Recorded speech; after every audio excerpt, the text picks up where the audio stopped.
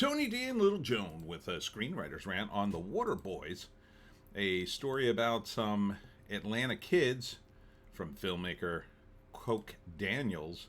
They're just trying to sell water, but in a gangster urban environment, it all goes wrong. Smash like and subscribe.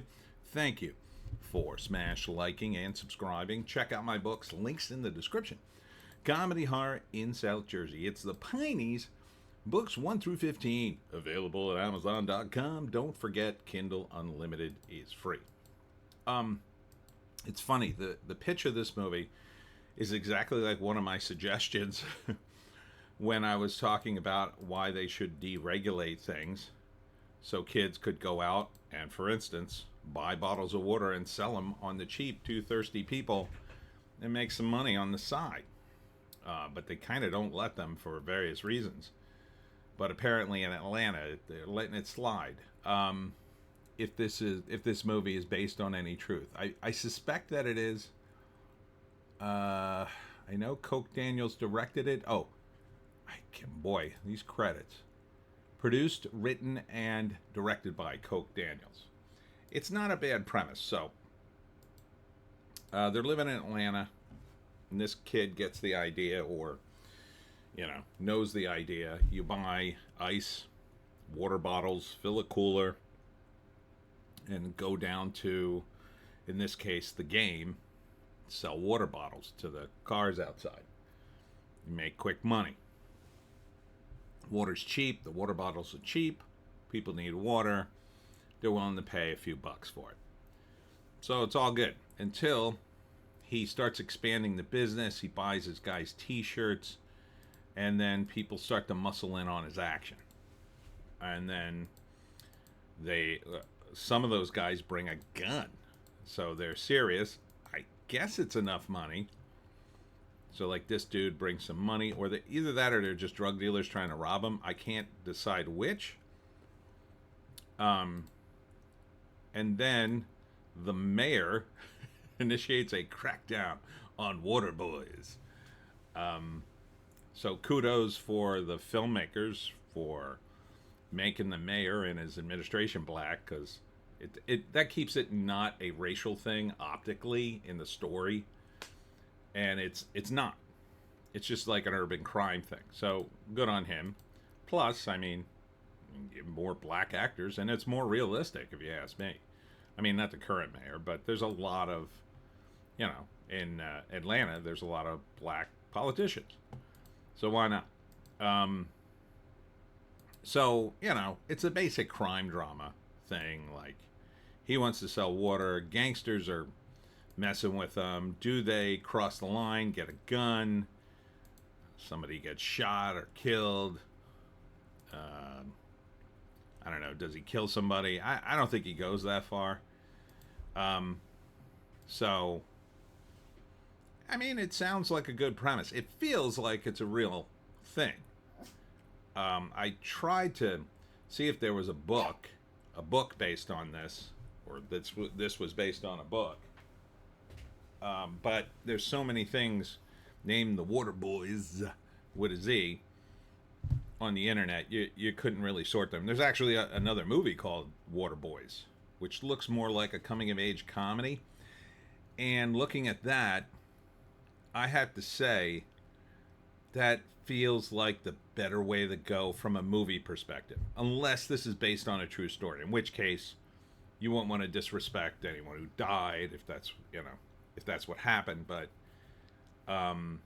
it feels like this would be a better movie as a sort of tongue-in-cheek comedy about urban life because of this. If you have a business and you're selling water, and guys muscle in with their guns, and the drug trade is kind of right there, which this movie portrays as a serious problem. Like why would you muscle in on the water trade? Like, it can't even possibly compare to the drug trade, right? These guys are humping to sell a few dozen bottles in traffic. Maybe they sell, let's say they sell 100 bottles at, I don't know, $4 a pop. Yeah, okay, they make $400 and split it, and by the time you add the cost, I mean, they're not making a lot of money. Guys on the street selling drugs, they're making way more than that. I gotta imagine. Way more than $400, with a whole crew of guys and drugs.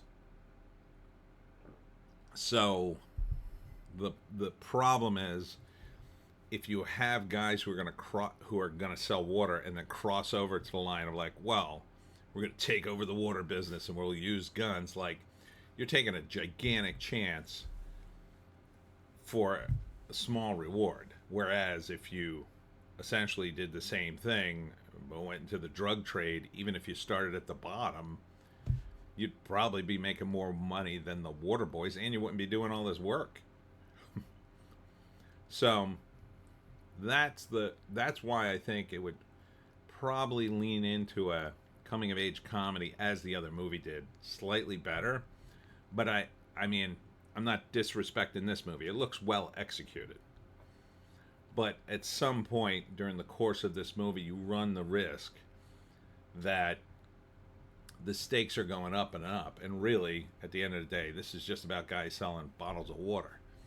And how do you make the stakes go up high enough in a crime drama? I mean, we're talking about life and death.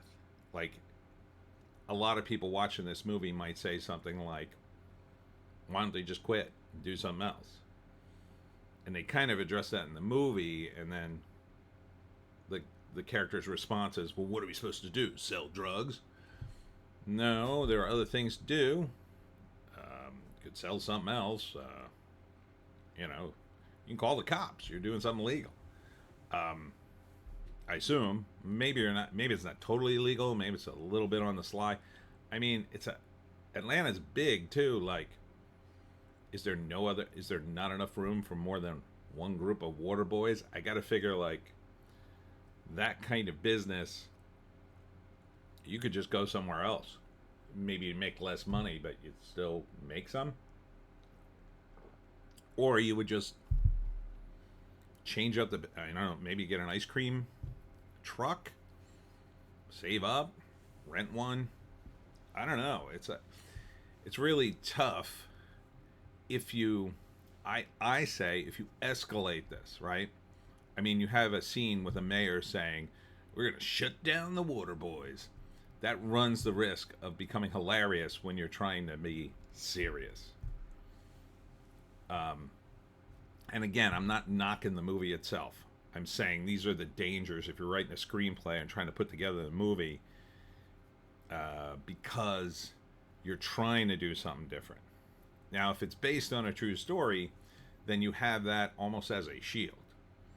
Because, yeah, see, two men cross paths, one trying to make a legit living, one trying to create mayhem and rule the streets. Yeah, so at some point, the mayhem guy is probably going to join a drug gang or make real money, and he doesn't have to. I mean, even if he robs the Waterboyz, eventually they're just going to stop selling water, and then he'll have nobody to rob. Right? Now, he might figure it out, like, you don't rob the Waterboyz and take all their money. You say, hey, listen, we'll protect you, the old protection racket, until that gets boring and dumb, or it's not enough money, and then you move up in the ranks somehow. But, so, would I see it? I might. I mean, these movies, I can't relate to it because I personally don't live in an urban area. I'm pretty far outside. I'm in the suburbs. So, I like gangster movies, but the focus of this movie isn't the gangsters. They're not gangsters. They're trying to go legit.